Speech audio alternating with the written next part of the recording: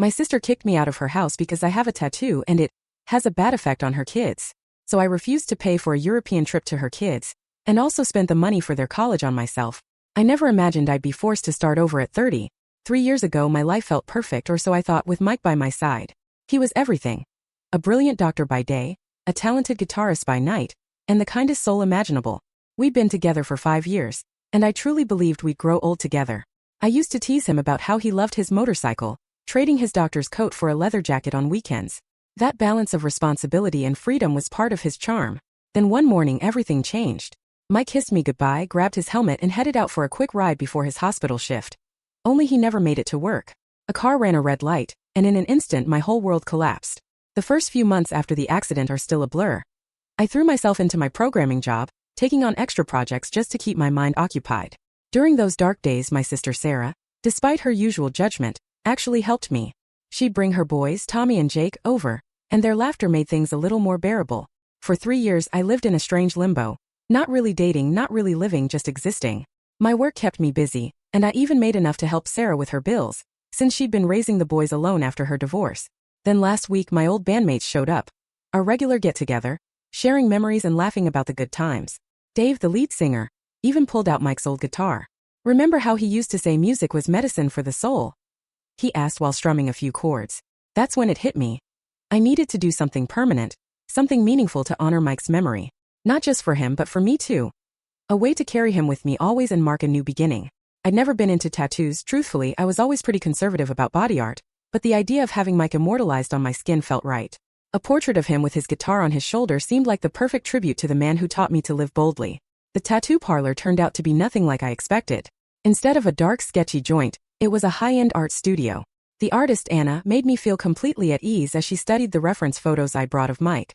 For hours later I couldn't stop staring at my arm. The detail was incredible. Mike's profile, his familiar stance with the guitar, even that slight smile he always had when he played. It hurt, but every second was worth it.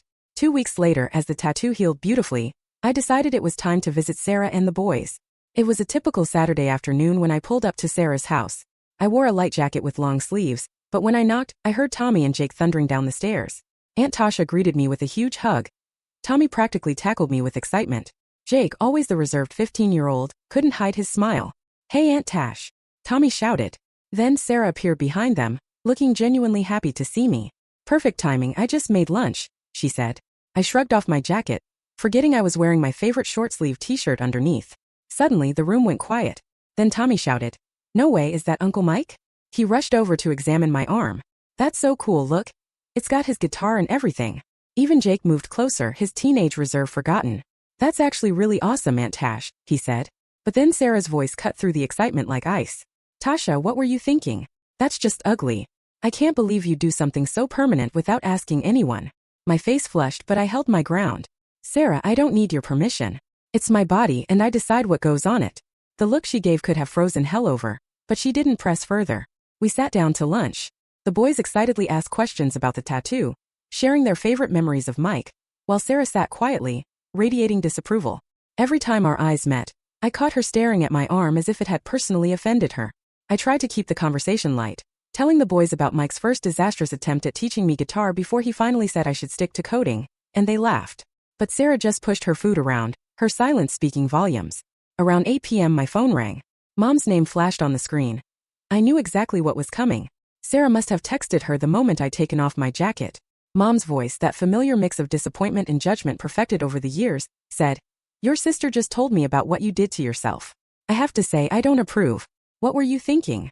I took a deep breath. "Mom, I'm 30 years old. I don't need your approval for decisions about my own body." She made that little snorting sound she always does when really annoyed and then hung up without another word. The weeks after the tattoo reveal flew by in a blur of code and deadlines. I was leading a major project for a new client, which meant endless hours in front of my computer at home.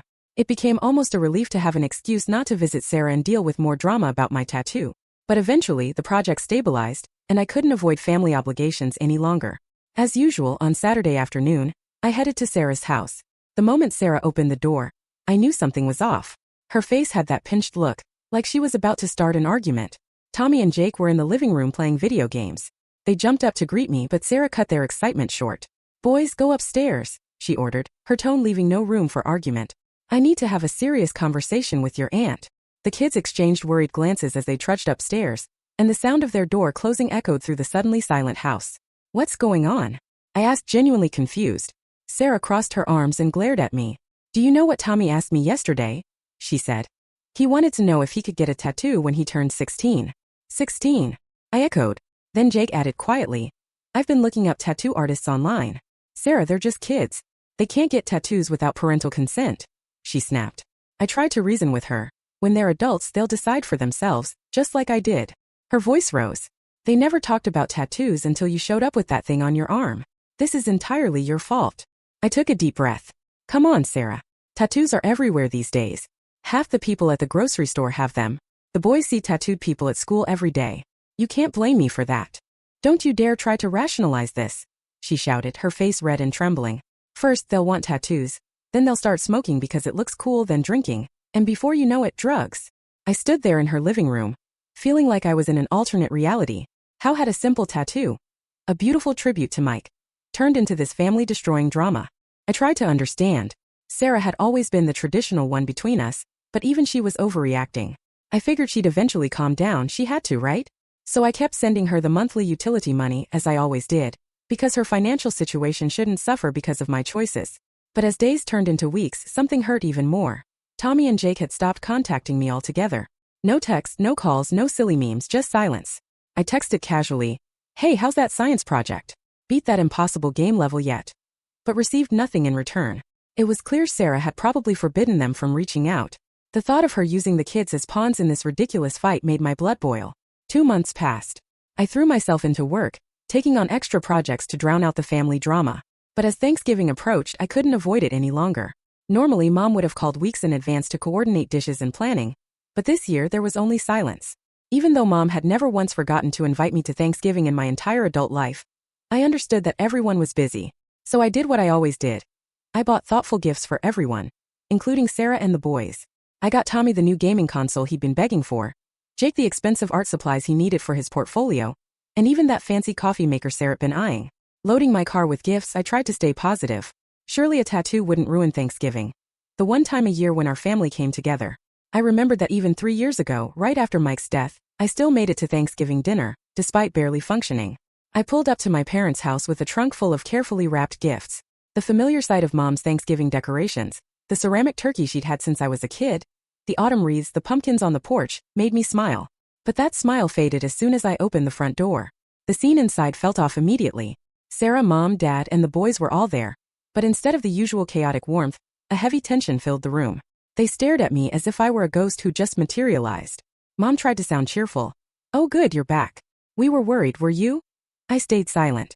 Then I heard Sarah's icy voice. Boys, go upstairs. The kids exchanged worried looks as they trudged off. What's going on? I asked, genuinely confused. Sarah crossed her arms and glared at me. Tommy asked me yesterday if he could get a tattoo when he turned 16. 16. I echoed, stunned. Jake added, I've been looking up tattoo artists online. Sarah's eyes flashed. They're just kids. They can't get tattoos without parental consent. I tried to reason. When they're adults, they'll decide for themselves, just like I did. But her voice rose in anger. They never talked about tattoos until you showed up with that on your arm. This is all your fault. I took a deep breath. Sarah, tattoos are everywhere now. Half the people at the grocery store have them. The boys see them all the time at school. You can't blame me for their curiosity. Don't you dare rationalize this, she shouted, face red and trembling. Next, they'll want tattoos, then start smoking because it looks cool, then drinking. And before you know it, drugs. I stood there in the silence of her living room, heart heavy. How had a simple tattoo honoring Mike turned into this family crisis? I tried to process it, but it was clear. Sarah was using the kids as pawns in a fight that wasn't mine. And so, with heavy heart and a mind full of code, I continued my life. Always wondering when the day would come that my family would stop letting fear and judgment tear us apart. I was sorting through my mail when I found a glossy wedding magazine addressed to me, with a post-it note inside in Mom's elegant handwriting. Please call me. We need to talk. Before I could process it, my phone rang and Kimberly's name flashed on the screen. Turn on your Instagram right now, she urged. I laughed and opened the app, only to have my stomach drop. There, on Sophia's latest post, was a photo of her in a wedding dress in a bridal boutique. The caption read, "Sometimes the worst betrayals lead you to your best decisions. Wedding planning starts now. New chapter, moving on." I frowned. Is she serious? I asked Kimberly. She's not even dating anyone. But Kimberly kept scrolling. The next post was worse. A close-up of Sophia's hand adorned with a new ring, smaller than mine but still impressive, captioned, "When someone better comes along and shows you what real love looks like. Thank you for saving me from settling, sis. Upgraded better than ever." My phone buzzed again, a call from Mom. Against my better judgment, I answered. "Did you see it?" Mom demanded immediately. "Yeah," I replied. "She's been seeing someone. A friend of your father's business partner. He's well established," Mom explained. "You mean rich and desperate enough to date someone who just got exposed for theft?" I snapped. "Esther, please. Marcus is good for her. He's helping her get back on her feet," Mom insisted. I laughed bitterly. "Of course he is. And I'm sure you and Dad had nothing to do with setting this up." Mom's voice hardened. "Actually, your father refuses to meet him. He's still struggling with everything that happened." A knock at my door startled me. I opened it to find Dad, looking as worn and defeated as I'd feared. "I'll call you back," he mumbled on the phone, then added, "Can we talk?" I let him in, noticing how much he'd changed in just 2 weeks. Sitting heavily on my couch, he said, "Sophia's getting married again." I stared dumbfounded. "To Marcus, your father's friend?" He nodded. I pulled out my phone and showed him a text from Sophia. A snapshot of her post, boasting, "Hope you're happy with your boring life and basic ring. Marcus bought me a real diamond." Some men just know how to treat their women right. Dad's eyes closed in pain. "I'm so sorry," he whispered. "I never thought." I cut him off. "I never thought I'd have to face this. I'm sick of watching her twist everything around, manipulating everyone without a care." Later, at the annual family charity gala, the tension hit its peak. I arrived with a trunk full of gifts: Tommy's new gaming console, Jake's expensive art supplies, and even that fancy coffee maker Sarah had eyed. As soon as I walked in, I felt the room's atmosphere change. Mom, Dad, Sarah, and the boys sat there in stunned silence, their eyes fixed on me. "What are you doing here?" Mom asked slowly, as if talking to a child. "I brought presents for everyone," I replied, arms full of gift bags, feeling increasingly foolish. "Mom, we didn't invite you," Mom said flatly. "We thought you'd understand." The gifts, once so full of hope, suddenly felt heavy, as if they weighed 1,000 pounds. Sarah stepped forward, arms crossed. That's when I noticed the boys weren't looking at me. They were staring at the floor, shoulders hunched. Sarah continued, "We don't need you showing off that tattoo," filling their heads with more ideas about what's acceptable. I set the gifts down, louder than necessary. "Are you kidding me? We're still on this. It's been months. It's just a tattoo." But Sarah's voice rose in anger. "It's a symbol of rebellion and disrespect." I ran my hands through my hair, frustration boiling over. "Are you all hearing yourselves? Uncle Jim has a full sleeve of tattoos. Cousin Rachel just got a massive phoenix on her back last month, and nobody complained." Dad shifted uncomfortably in his armchair. But Mom jumped in. "That's different, Tasha. You should have consulted us first. You know how we feel about these things." I nearly lost it. Consulted? I'm 30 years old. Why would I need anyone's permission to decide what I do with my own body? "Because we're family," Sarah shouted. "Because we have values. Because actions have consequences." Tears of frustration stung my eyes. "This tattoo means something to me. It's for Mike. It's my way of keeping him with me, of honoring his memory." "Oh, don't start with that again," Sarah sneered. "I never liked him anyway. Always showing off with that stupid guitar, riding around on that death trap of a motorcycle. I'm glad he got hit by that car. Maybe now you'll finally grow up and act like a normal person." The room spun. I could barely breathe, but I mustered enough strength. "Apologize," I demanded in a whisper that soon grew stronger. "Apologize right now for what you just said about Mike." Sarah lifted her chin defiantly. "I won't apologize for telling the truth. Mom, Dad, I want her out of here. She's ruining Thanksgiving," I pleaded. I looked at my parents, waiting for them to defend me, to scold Sarah for her cruel words about Mike. Instead, Mom stood up, trembling slightly as she smoothed her skirt. "Tasha, I think you should go," she said quietly. I stared at them all. Dad avoiding eye contact, Mom's thin lips pressed together, Sarah's triumphant smirk, and my nephew's confused faces. Without a word, I picked up the gift bags and walked out. I drove to the local homeless shelter in a blur, hardly remembering handing over the unopened gifts to a surprised volunteer. Back home, I sat alone in my dark living room for hours, reflecting on everything: the monthly utility payments I'd been sending since Sarah's divorce, the Christmas traditions we'd built, last year's trip to Hawaii, Tommy's excitement at seeing the ocean for the first time, Jake's endless photos of sunsets, and even Sarah finally relaxing once in a while. I'd even booked a European trip for this year, planning to surprise them on Christmas morning, but it wasn't just about trips. There were the regular shopping sprees, extra tutoring for Jake when he struggled with math, summer camp fees, the college funds I'd been saving for the boys. 2 years of careful saving, ensuring my nephews would have options when they graduated high school. I thought about Mike. I wondered what he'd say if he could see all this. He'd probably joke about karma and remind me that love shouldn't be one way. I opened my laptop and felt a strange calm as the email to Sarah practically wrote itself. Sarah, I've had time to reflect on today's events and I've made some decisions. I will no longer be sending monthly payments for your utilities. If you think I'm a negative influence, you shouldn't rely on my money. The Europe trip I planned for Christmas is canceled for you and the boys. I'll go alone. For the past 2 years, I've set aside money for Tommy and Jake's college education, and given your concerns about my influence, I'm closing those accounts and investing the money elsewhere. I hope you explain to the boys why they won't get their Christmas surprises this year. Feel free to tell them it's because their aunt's tattoo makes her an unfit influence on their lives. Tasha, I hit send, and immediately turned off my phone. My hands were shaking, but for the first time since Mike died, my mind was clear. I was finally standing up for myself. The next morning, I stared at my phone for a long moment before turning it on. Notifications flooded in: 37 missed calls, 63 texts, 22 voicemails. The first message was from Sarah. How dare you do this to my children? You have no right to punish them because you're mad at me. Call me back immediately. Then came text from Mom. Tasha, this is completely selfish behavior. We raised you better than this. You're letting a tattoo destroy this family. Think about the boys. Message after message demanded explanations and apologies, but none acknowledged Sarah's cruel words about Mike or the way they treated me at Thanksgiving. Around 2 p.m., aggressive knocking startled me from my coding. Sarah's voice echoed through the door. Tasha, open this door right now. We need to talk like adults. Mom's gentle plea followed. Please, sweetheart, let's talk about this. I called back, voice steadier than I felt. Please leave. You're being malicious. Sarah's voice cracked. You're being vindictive. Think about Tommy and Jake. I put on my noise-canceling headphones and retreated to my home office, leaving their dramatics in the hallway. Eventually, their voices faded. The next 2 weeks were psychological warfare. Every day brought new guilt trips and manipulative messages. Aunt Linda called. Family is everything. You can't throw it away over something so silly. Cousin Mark texted. Apologize and make it right. Family must stick together. Uncle Peter begged. Your mother is beside herself. Are you really going to destroy your family over this? Each time family was mentioned, I deleted the message or ended the call. They didn't understand that I wasn't the one who had destroyed everything. I wasn't the one who banned family members from my life because of body art.